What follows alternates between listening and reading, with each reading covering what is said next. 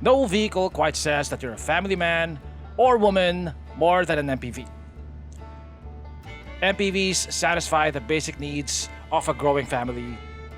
They're spacious, they're practical, and they're the most affordable 7-seater vehicles that you can buy in the Philippines.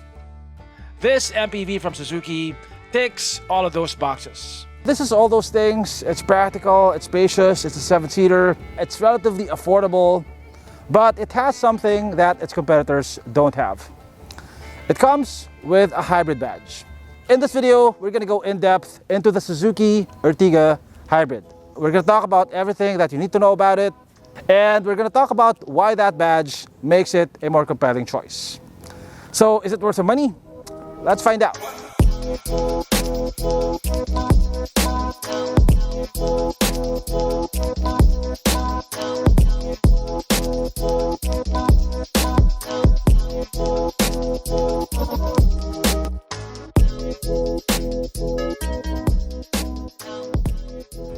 The Philippines has been lagging behind when it comes to electric vehicle adoption. Now, there's a law that will hopefully change that soon. It's called the Avida Law. It offers incentives aimed at accelerating the adoption of electrified vehicles in the Philippines.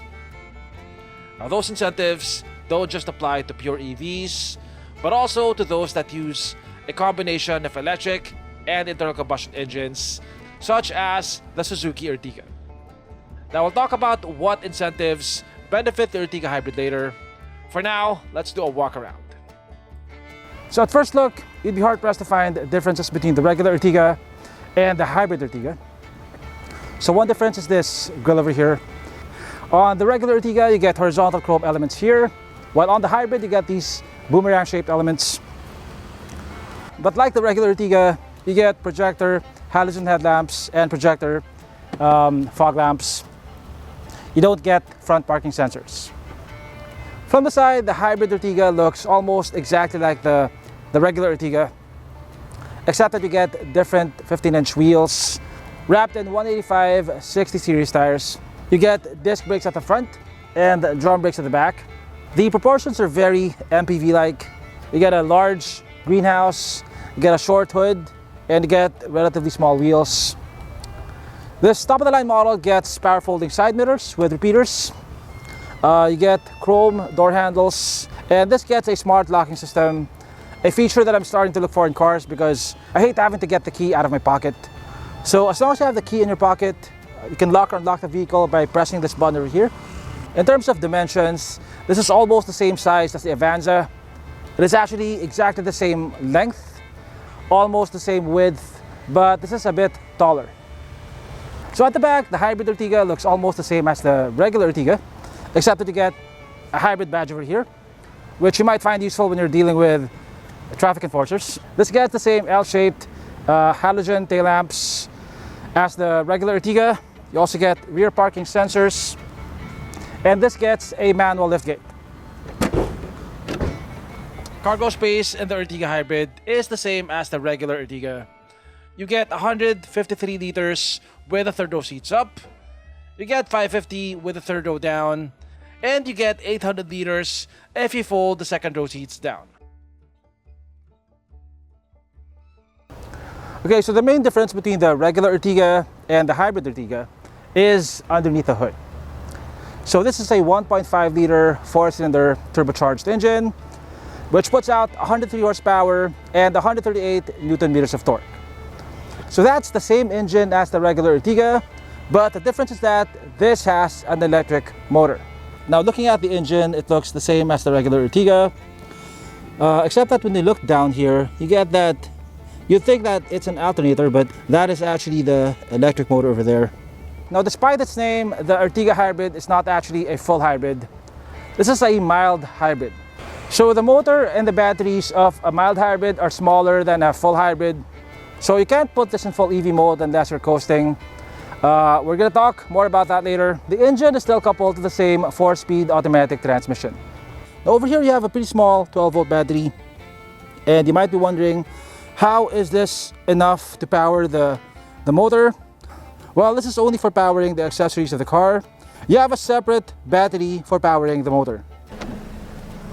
Now, if you're wondering where the hybrid battery is, it is right over here underneath the front seat. Now, as you can see, it's quite small. It's only a mild hybrid, so you don't need so much power.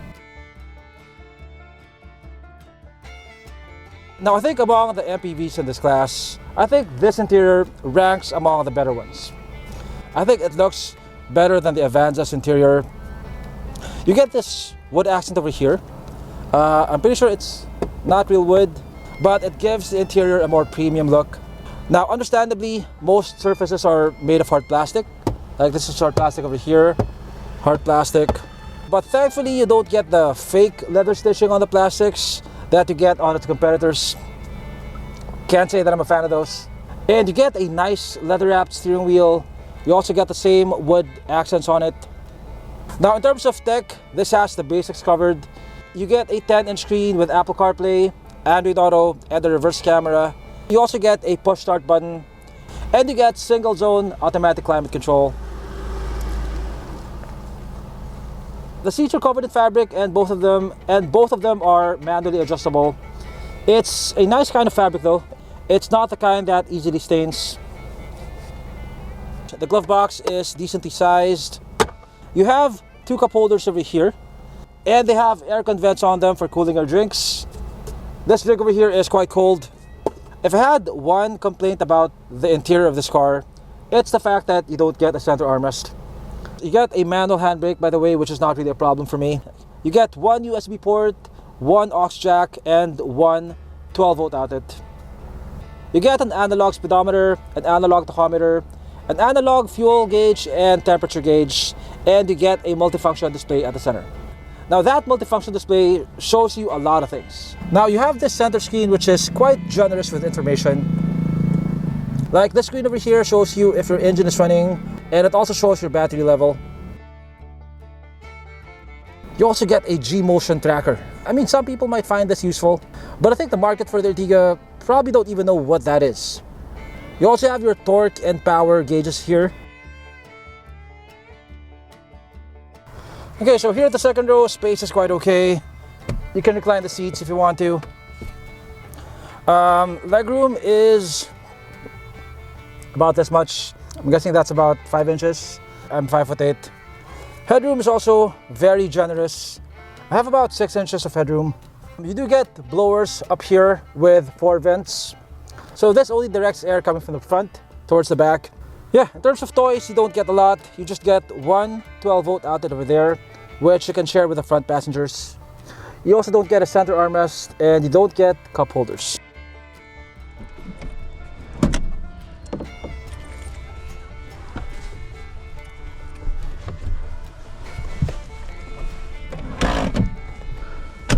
Okay, so the third row seats of most MPVs are really meant for smaller adults and kids. I can probably sit here for short trips, but it's really not the most ideal sitting position. Now, thankfully, the flooring is pretty low and flat. You can recline the seats, although it's pretty awkward to do so because you have to pull on this lever over here. So if I have to recline my seat, I have to do this, which requires a bit of flexibility. Anyway, you don't get aircon vents here. You get to share the blower fan vents with the second row passengers. You get one cup holder per side, one over here and one over here. And you also get a pretty good armrest over here. The second row seats, by the way, are adjustable. You can move them forward if you need more space here.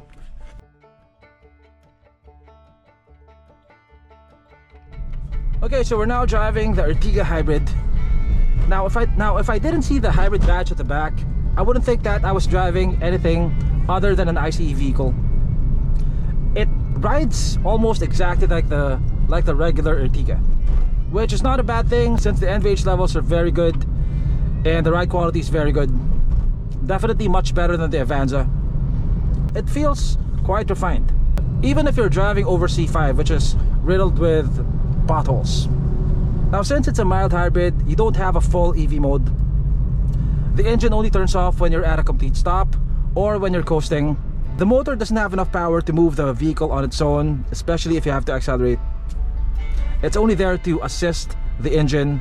So your fuel economy numbers are a bit better than the regular Ertiga, but they wouldn't compare to a full hybrid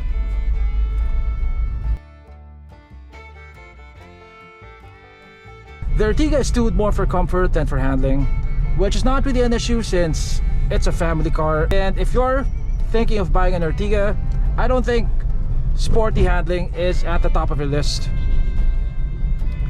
The steering is very light and it's quite numb. It's not very sharp either. As you can see, I can do this and nothing happens. The suspension is soft, so it absorbs road imperfections really well. But there is also quite a bit of body roll. Now, unlike full hybrids, you don't get a lot of boost from the electric motor. So let's do a short pull over here, 20 to 40. So it's not quick. The electric motor doesn't really provide a lot of additional power. On the highway, NVH levels are pretty decent. There is a bit of tire noise. Wind noise is very minimal.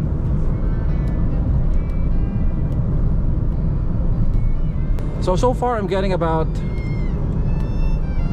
22.5 kpl on the highway, which is better than I expected. I try to maintain a speed of 80 kph more or less, and whenever I go downhill I let go of the gas pedal. Okay, we're doing 100 kph. At 100 kph there is a bit of tire noise. That's quite audible. And you're doing about 2,500 rpm at 100 kph. But still, even at that rpm, the engine is not that audible, so it doesn't feel like the car is struggling. Unlike a regular hybrid, which occasionally turns off the engine of the Ertiga is almost always on. The motor is pretty small, so it doesn't have enough power to move the car on its own without assistance from the gasoline engine. So its main purpose is to assist the gasoline engine when you're accelerating. And that should help reduce the fuel consumption. When you're coasting, it regenerates battery power and puts it back into the battery. Now, during the 1 week that I had the car, the only time that the engine turned off was when I was at a complete stop. It never turned off while I was coasting, even when going downhill. Since the motor only provides mild assistance to the engine, the fuel economy is just slightly better than the regular Ertiga and less than a full hybrid. Now, if the fuel savings are not significant enough for you, the mild hybrid system has a few other perks that might be of interest to you. Electric vehicles and hybrids are now exempt from the number coding scheme. Now, there was a bit of a debate before if mild hybrids are also included in the exemption, but apparently that's been settled now. Mild hybrids are also exempt from the number coding scheme. So you can drive the Ertiga any day and any time of the week. The Suzuki Ertiga starts at 954,000 pesos and goes all the way up to 1.15 million for this top-of-the-line model. Now, all the variants in the lineup are now mild hybrids, and that would make the Ertiga the most affordable electrified vehicle that you can buy in the Philippines. Granted, it's not going to give you the exceptional fuel economy that you get on a full hybrid, but the fact that it's exempt from coding and you can use it any day of the week is a very strong argument for it. And if it's the only car that you have in the family, it might just be the reason why you should buy it.